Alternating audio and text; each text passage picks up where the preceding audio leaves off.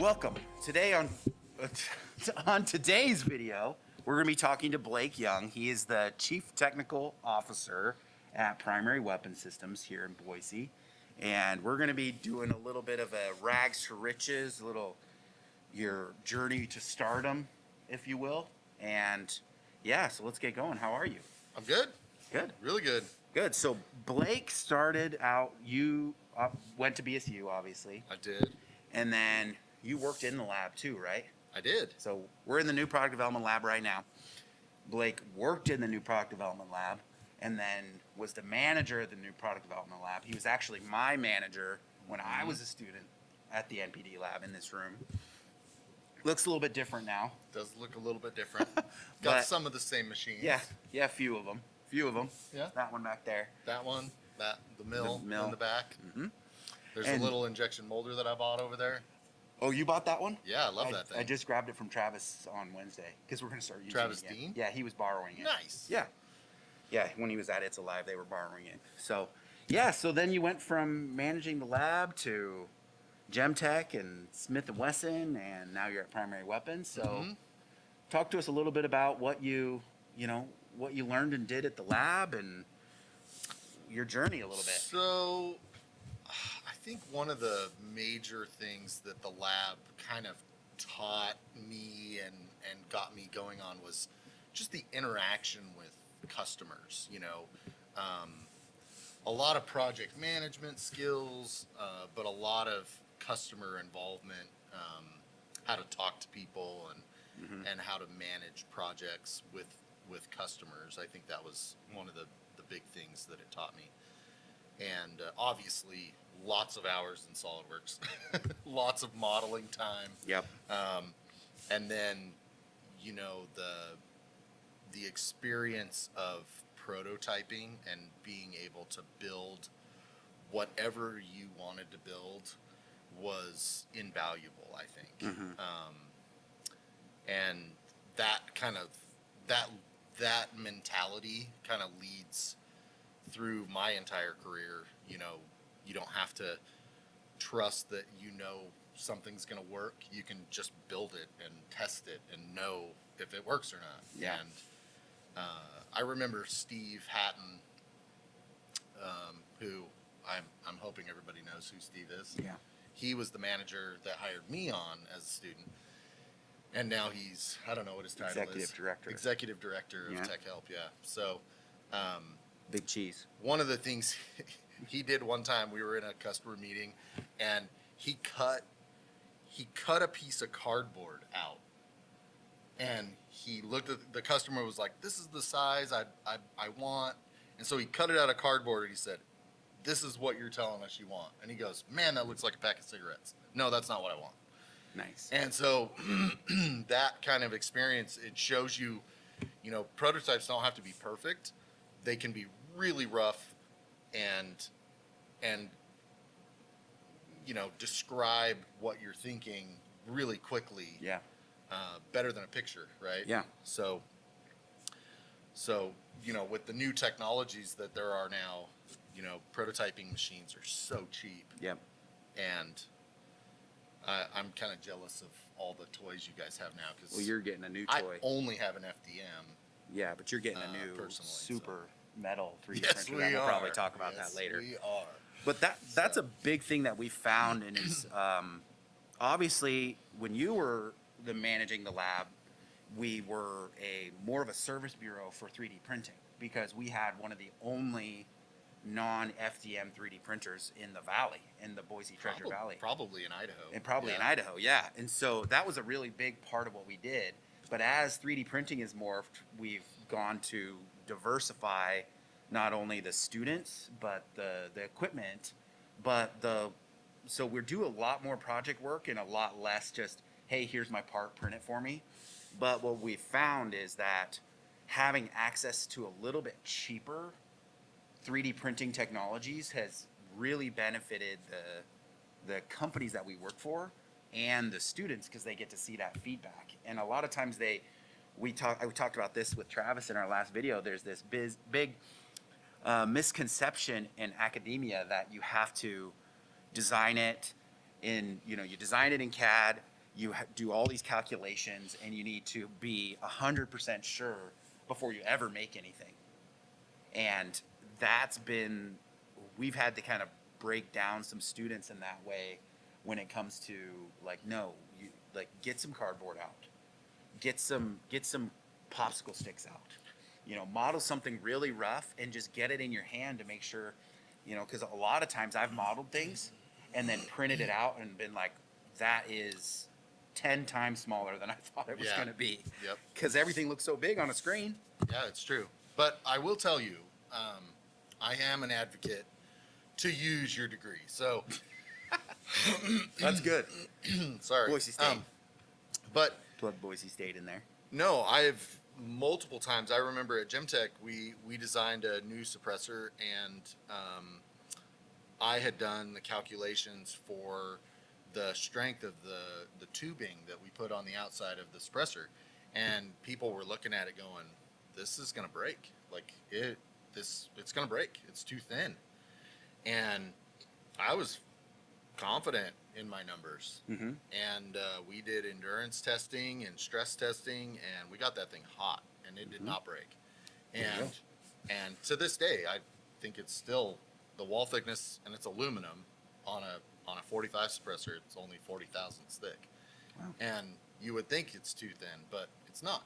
Yeah. And that's because, when you're trying to get a design to be the lightest it can be and the thinnest it can be, you do have to do engineering calculations, and true. and it definitely helps. But like you said, it's not. Sometimes you don't need to do that at the beginning, Yeah. but definitely before the project's finished, you Yeah. should run those numbers and make sure that everything's going to be safe. So Yeah. And little note, he also hired me at Blake also hired me at Gemtech when I worked there for a while too. So we have some hours together. we shared an office. We did share an office, and Yeah. it was kick ass. Yeah. It was a fun time. It was tiny, but we had those adjustable desks that were way cooler than everybody else's. Yep, they were super And, jealous. Yeah, they were really jealous. We had we had an office that was about the size of two of these desks. It was great. It was great. Did you know that after Smith and Wesson let everybody go, that they gave me my computer? Yeah, you did tell me that. That was awesome. Yeah. So I still have my entire work center that I had at Gemtech. You should give that to me. I have it now. at home. Yeah. Yeah. It's super nice. Yeah, there you go. You can use it for gaming. So, yeah, and that was it. And one of the things that we were trying to do at Gemtech too was try to kind of we were trying to force some flow calculations to give us what we needed too, which was really fun to experiment with. But ironically, every time we tried to do a flow calculation, we ended up testing it, and we got a little bit more different results than we thought. So but- yeah, what's really weird though is that's kind of how I got my job at Gemtech. Yeah. When I went from the lab to Gemtech, is I did flow analysis on some different suppressor designs, and we built the one that flow tested the best, and it worked the And it best. worked. And so it is kind of weird. At Gemtech, we spent the 20 grand or whatever it was to buy flow, and it just never performed Yeah. like we needed it to. It never showed what we wanted it to show. And I spent a lot of time with SolidWorks, the professionals there, and I did training with them and sent them files, and they could never get it to work either. So yeah. maybe things have changed, but Hey, I I mean, don't I know. think it just goes back to what we were saying, that at the end of the day, your prototypes can only get you so far. Your CAD model can get you so far. So you really need to find that mix of both. And that's why, here at the lab, we really just try to make that as accessible, not only to the students, but to the companies, because some companies need that show quality prototype and willing to spend $600 on a part. But then we've got some people that are doing this, most of our customers that do all this work on the side, and $600 is just out of reach for them. And so they need something at $100, and you can learn something from both. But getting actual data and you know, getting in front of people and actually doing some of that engineering can't be replaced either. Yeah, I've been designing a hand grip at work for a project, and man, on my little FDM printer that probably cost. I mean, we have a really nice FDM printer that costs like 20 grand, but I don't like to use it because it's Too 'cause expensive. Man, it's expensive. The material's expensive. You have Yeah. to put a new platform in every time you use it. Lame. And then I have my, cheap one from Amazon that I think I spent $300 on it, and I've printed a dozen different grips on that in the Mhm. last 3 weeks, and they're great. I mean, they're not perfect, but they're exactly what I need Yeah, fitting. to go hand them to people and get them to feel them and Yep. and say, oh, this one's too big, this one's too thin, this one's whatever it is that you can actually hold it and feel it and use it Mhm. and know what you have, like, roughly. Yep. So Yeah, especially in plastic parts that are, you know, going to be tens of thousands of dollars to create a mold. yeah. Right. So it's really being able to get even something rough really makes Yep. makes a big difference. And I haven't even gone through a whole $20 roll of material. Yeah. So Yeah, imagine that. It's- Yeah, you're talking pennies to print it, right? If you Yeah. don't include machine time. So the other thing that is interesting about we talk again, we circled back to this. A lot of, I think, engineers assume that they're going to work on these big teams, that they're going to be siloed, that they're going to be working on something very specific, and they're going to just hand it off to somebody else. Where, you know, if you work for a company that's less than 100 people, you're going to be doing a lot of different things, and you're going to be wearing a lot of hats. And I know that we not only designed the parts, but we met with marketing. We tried to sell the parts at shows. We Mhm. a lot of times had to machine the parts. We had to do all of our own QC. I mean, it's just the way that it works. And I know now at Primary Weapons, you guys do almost all of your manufacturing in-house, Yes, which is Yeah. crazy and super awesome. it is. It's really awesome. I can go out to the floor. I'm actually out there all the time, and you can go out and work through a problem. If there's a little bit of tolerance variation on a part, you can go out to the machine and talk to the operators and talk to the programmers and figure out why it's not running correctly. So that's one thing we didn't have at Gemtech. Yeah. And Smith Really and Wesson valuable. did have their own manufacturing, a lot of it, but one of the things I wanted to talk about was I don't know exactly what you're going to use these episodes for, but Changing the world. one of the biggest things I don't think I learned in school, that it was the school of hard knocks. Like, one of the things Yeah. I had to teach myself was drawings, and Yeah. I'm talking 2D drawings. Yeah. They teach you a little bit, Yeah. a little bit, Like 2 in weeks. school, but not nearly what you need to know to put together a good manufacturing drawing.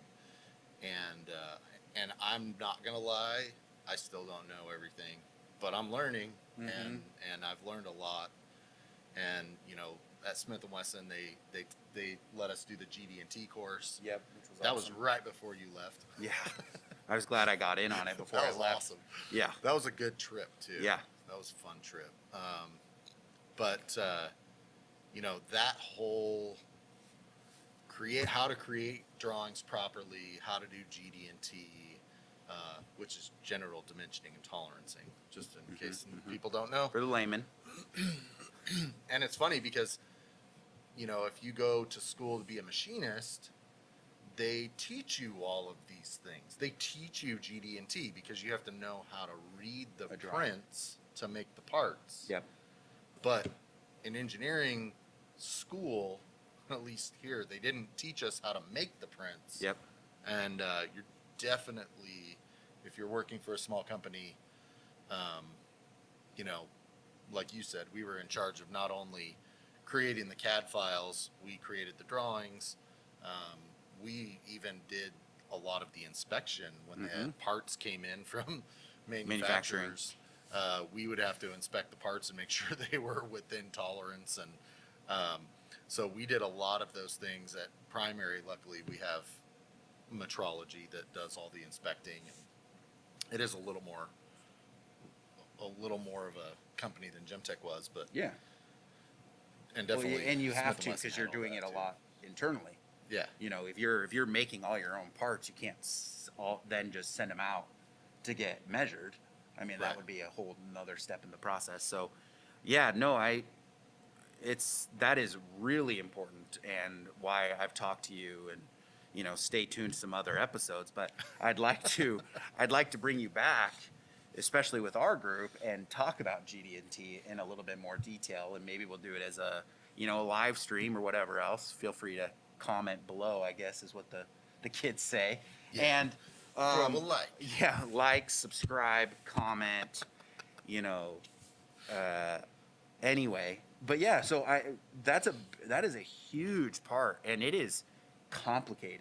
Yes. It is really, really complicated, And I think it's just missed. a lot of times people think like, oh, that's probably the easiest part, right? Because you've done all the calculations and you've fixed the CAD and you prototyped and you know the parts work, and it's like, yeah, but those drawings take a lot of time. That's to the make worst sure part. they're right. It's the worst part of engineering. I that was my least favorite part. It's Designing, it's the cool part. It's that last 10%, man. Oof. Yeah.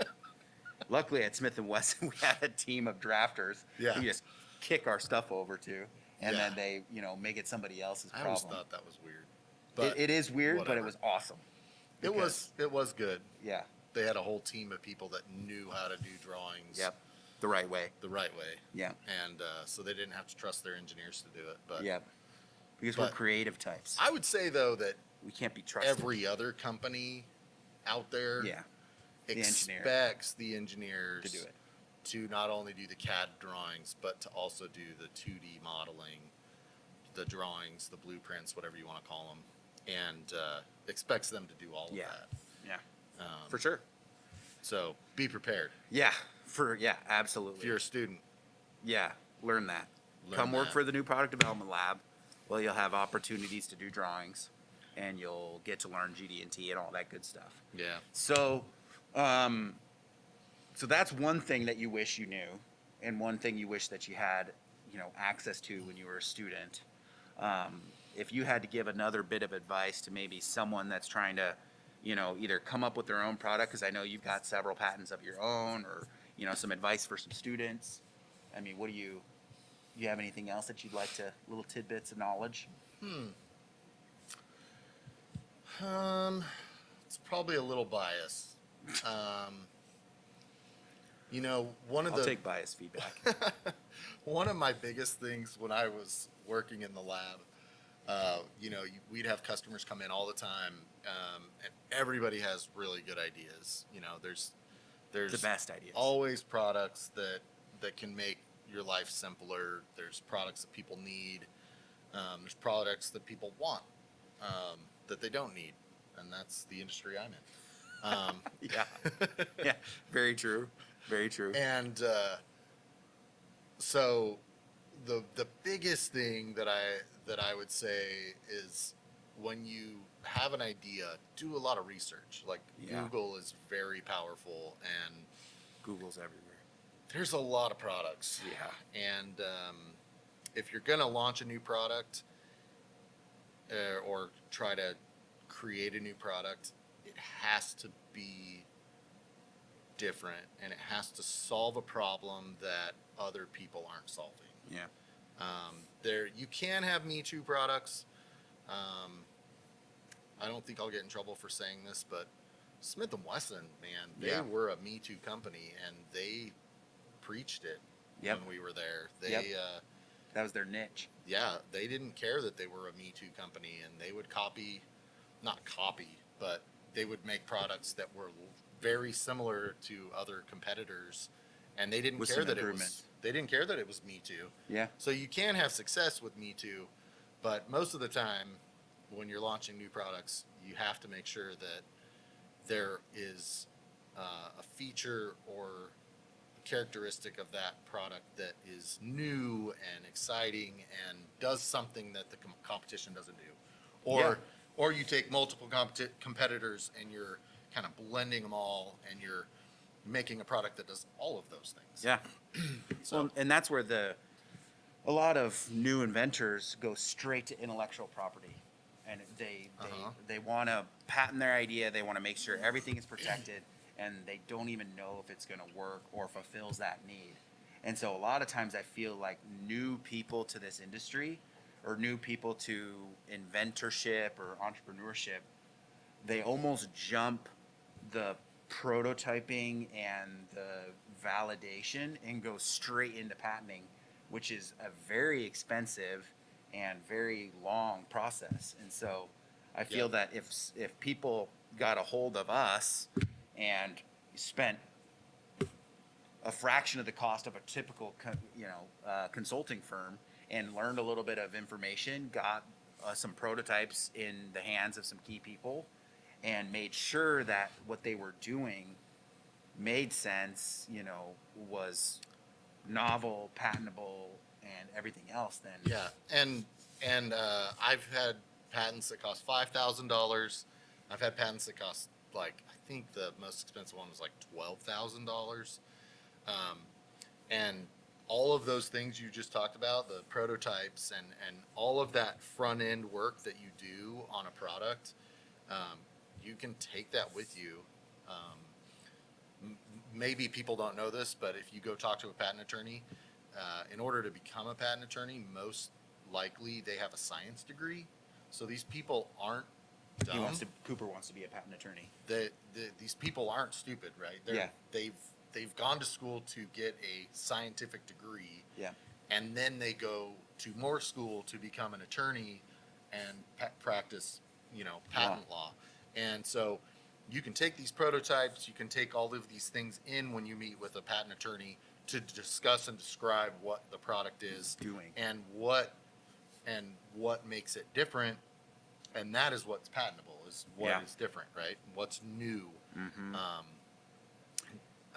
So you can discuss all of those things, and most of the time they want drawings. So having some somebody like the lab to help you out to do drawings and prototypes is somewhat necessary. Yeah. If you're thinking about patenting a product.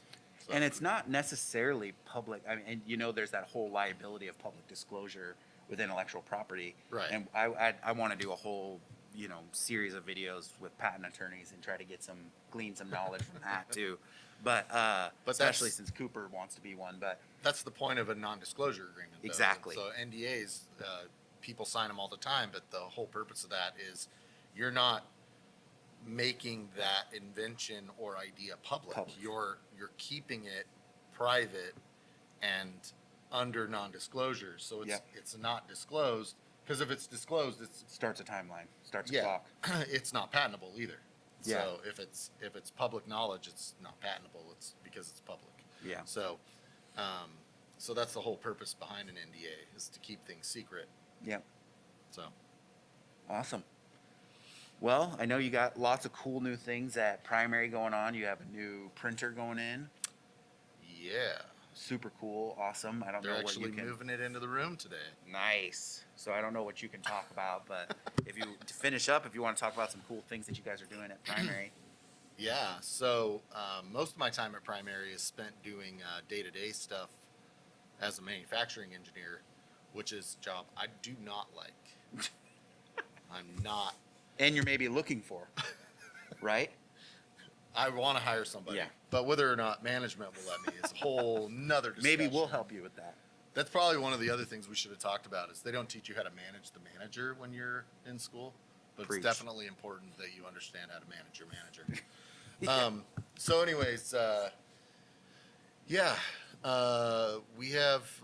we've purchased, well, let me take a step back. We had a new ownership come in last year, and they are dumping money into Primary Weapons, and which is great, especially for new product development growth. So they have purchased a metal 3D printer, and it's a 3D Systems metal 3D printer. It's the first one in Idaho, is what I Nice. understand. And we're starting with titanium, which is awesome. And Super cool. so it will print grade 5 titanium. And if you know my background, you know what we're printing. So That's all we need to say. that's, That's all. all. That's all I'm gonna say. Yeah. If you don't know my background, then you know, accessories and whatnot. Yeah, cool trinkets. Trinkets. Trinkets Yeah. and, you know, doodads. Maybe we'll make some pens or Yeah. some belt buckles, or I have a pretty cool knife design that I want to print on. Hey, it. there you go. So you know, That would be pretty cool. yeah, Some titanium 3D blade. printed titanium knives. Yeah, That would be pretty cool. yeah. I'd I buy might do one. that.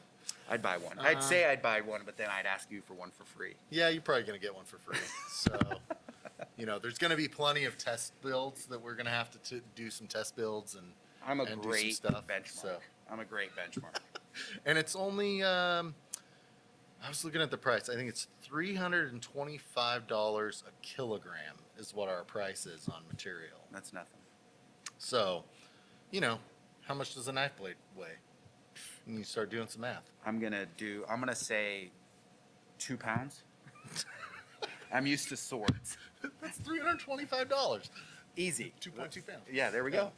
No, but I did the math the other day. I was like $9.50 an ounce. Wow. So, you Yeah. know, Couple ounce knife. yeah, Sweet. I'm in. That'd be cool. that's not too much. No. $50 blade Nah. made out of grade 5 titanium. Easy. Pretty awesome.